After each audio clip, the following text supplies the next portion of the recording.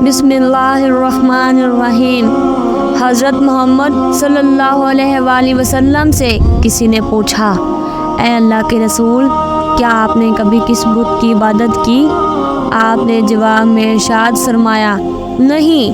फिर लोगों ने पूछा, क्या आपने कभी शराब पी? आपने फरमाया, नहीं। मैं शुरू से ये जानता था कि ये लोग जिस मज़हब पर हैं वो कुफर है। अलबत्ता इस वक्त मुझे ईमान और किताब की दावत देने का तरीका मालूम नहीं था।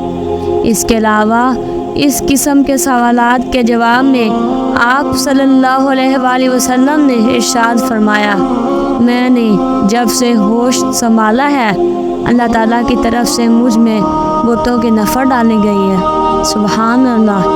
आए मैं आपको एक और वाक़या सुनाती हूँ।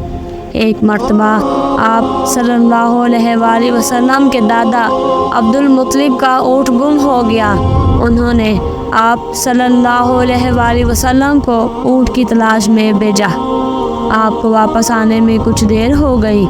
अब्दुल मुत्तलिब परेशानी की आलम में बैतुल्लाह का तवाफ़ करने लगे और यूँ कहने लगे, ऐ रब, मेरे सवार मोहम्मद को मेरी तरफ लौटा दीजिए, मुझ पर एहसान कीजिए, अब इन्हें लौटा दीजिए।